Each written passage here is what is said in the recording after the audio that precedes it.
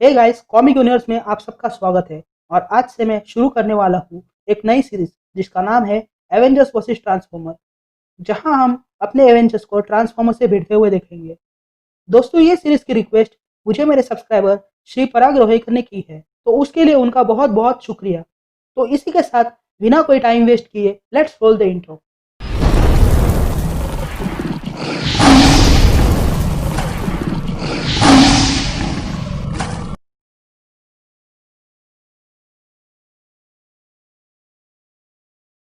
तो कहानी शुरू होती है डॉक्टर डूम की नगरी लैटवेरिया में, जहां पर चोरी छुपे द न्यू एवेंजर्स घुस चुके थे।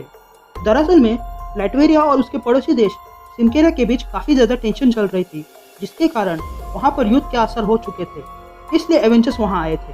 तभी कैप्टन अमेरिका को 2 फाइटर प्लेन्स वहां से उड़ते हुए दिखाई देते हैं और वो सोचने लगते हैं कि बहुत जल्दी इन दोनों देशों के बीच युद्ध होने वाला है। उससे पहले हमें ये युद्ध रोकना होगा और इन सबके पीछे कहीं ना कहीं डॉक्टर डूम का हाथ हो सकता है। इसलिए वो सारे एवेंजर्स डॉक्टर डूम को रोकने के लिए वहां आए थे। तभी स्पाइडरमैन कैप्टन से कहता है, कैप्टन आपका ध्यान किधर है, आप हमारे साथ हो ना? जिस पर कैप्टन अमेरिका कहता है, हाँ मैं तुम्हारे साथ ही हूँ। तभी स्पाइडरमैन को कुछ दिखाई देता है और बाकी सारे एवेंजर्स को दिखाता है, और साथ ही साथ हमें भी दिखाई देता है कि वहाँ पर एक अजीब सा स्ट्रक्चर बना हुआ था, जो देखने में लग रहा था कि किसी इंसान ने तो कभी बनाया ही नहीं था। तभी ल्यूक केज वहाँ पड़े हुए एक डूम बॉट को उठाता है और कहता है कि ये किसी और ने ही किया है, यानी कि हमारा दुश्मन सिर्फ डूम ही नहीं बल्कि कोई और भी है। तभी कैप्टन अमेरिका शील्ड के डायरेक्टर हिल को कॉल करते हैं और उनसे पूछते हैं कि वो इन सब के बारे में क्या जानती है। जिस पर डायरेक्टर हिल कैप्टन से कहती है कि ये स्ट्रक्चर एलियन टेक्नोलॉजी से बना हुआ है, जो कि डूम टेक्नोलॉजी से जरा सा भी मेल नहीं खाता। फिर आके डायरेक्टर हिल कहती है कि दोनों देशों के बीच हालात और भी बिगड़ते जा रहे हैं और दोनों में कभी भी जंग छिड़ सकती है। तभी कैप्टन पूछते हैं कि डॉक्टर डूम के बारे में क्या खबर है।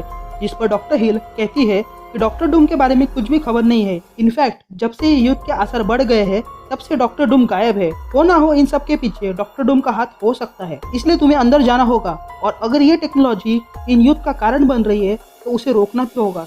तभी वोल्वरिन को सेंस होता है कि इस स्ट्रक्चर के पीछे से उसे किसी भी ह्यूमन की स्मेल नहीं आ रही है, और वो आगे बढ़कर उस स्ट्रक्चर का कमजोर हिस्सा ढूंढने लगता है और लुक केज को उसे तोड़ने के लिए कहता है। लुक केज अपने हाथों से उसे तोड़ देता है और उसमें एक बड़ा सा छेद बनाता है, जिसमें से वोल्वरिन अंदर जाने वाला ही होता है कि कैप्टन उसे रोक लेता है और कहता है कि वो और स्पाइडरमैन अंदर जाएंगे, और वो दोनों अंदर चले जाते हैं। एवेंजर्स अंदर घुसकर ढूंढना चालू करते हैं, लेकिन उन्हें पता नहीं था कि उन्हें कोई और भी देख रहा था, और अचानक से उन लोगों पर अटैक होने लगता है।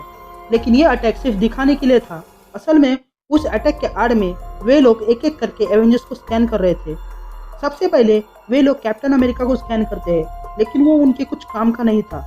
फिर वे लोग वोल्वरिन को स्कैन करते हैं, लेकिन वो भी कुछ काम का नहीं था। फिर वे लोग स्पाइडरमैन को स्कैन करते हैं, और जो उन्हें चाहिए था वो स्पाइडरमैन में ही था, इसलिए उन्हें उनका टारगेट मिल चुका था। तभी कोई पीछे से स्पाइडरमैन को इलेक्ट्रिक शॉक देता है, जिसके कारण स्पाइडरमैन वही बेहोश हो जाता है, और बेहोश होते ही वहाँ एक कार आ जाती है और स्पाइडरमैन को अपने साथ ले जाती है। ये देखकर वोल्वरिन को गुस्सा आता है और वो उस कार के पीछे चला जाता है, लेकिन उसे कार कहीं नहीं मिलती। और तभी हमें पता चलता है कि उस अटैक के कारण कैप्टन अमेरिका को भी चोट लगी थी, इसलिए बचे हुए एवेंजर्स उस स्ट्रक्चर से बाहर चले आते हैं। बाहर आते ही कैप्टन अमेरिका और वोल्वरिन के बीच बहस छिड़ जाती है, क्योंकि वोल्वरिन कैप्टन अमेरिका के ऑर्डर्स नहीं मान रहा था। लेकिन तभी हमें दिखाई देता है कि कोई और भी उन्हें देख रहा था, जो अपने साथी से कहता है कि ये हालत और भी बिगड़ती जा रही है। ये इंसान एक दूसरे से ही लड़ रहे हैं, और ये सब उस स्ट्रक्चर के कारण ही हो रहा है, जो किसी प्रकार की किरणें छोड़ रहा है, जो इंसानों के अंदर की अराजकता को बढ़ाता है और उन लोगों को एक दूसरे से लड़वाता है। और शायद यही कारण है कि दोनों देशों के बीच ये युद्ध के असर हो चुके हैं, और अब हमें पता चल चुका है कि इन सब के पीछे मेगाट्रॉन का ही हाथ है। और तब हमें पता चलता है कि ये कहने वाला कोई और नहीं बल्कि ऑटोबॉट्स का लीडर ऑप्टिमस प्राइम था। तभी उस स्ट्रक्चर के इर्द गिर्द एक फोर्स फील्ड बन जाती है, जिसे वोल्वरिन और लुक केज तोड़ने की कोशिश करते हैं, लेकिन तोड़ नहीं पाते। यहाँ ऑटोबॉट्स इंसान की मदद के लिए निकल पड़ते हैं। फिर सीन शिफ्ट होती है और हमें स्पाइडरमैन दिखाई देता है, जो होश में आ जाता है, और उसे एक आवाज़ सुनाई देती है जो मेगाट्रॉन की थी, जो स्पाइडरमैन से कहता है कि उन लोगों ने स्पाइडरमैन को पकड़ लिया है और उसके दोस्त अभी उसे बचाने नहीं आएंगे, क्योंकि उसे कुछ ऐसी चीज़ मिली है जो इंसानों के अंदर की अराजकता को बढ़ा देती है और उन्हें आपस में ही लड़वाती है। यहाँ बाहर एवेंजर्स की मदद के लिए फैल्कन और मिस मार्वल भी आ जाती है, तभी कैप्टन अमेरिका पूछते हैं कि आयरन मैन कहाँ पर है, जिस पर मिस मार्वल कहती है कि वो कुछ काम में बिजी है, उस काम को निपटा कर वो जरूर आ जाएगा। तभी फैल्कन और वॉल्वरिन के बीच बहस छिड़ जाती है, लेकिन कैप्टन अमेरिका उन दोनों के बीच में अपनी शील्ड फेंककर उन दोनों को रोक लेते हैं। तभी वहाँ पर सारे ऑटोबॉट्स कार के रूप में आ जाते हैं, जिन्हें देखकर सारे एवेंजर्स थोड़ी देर के लिए शांत हो जाते हैं।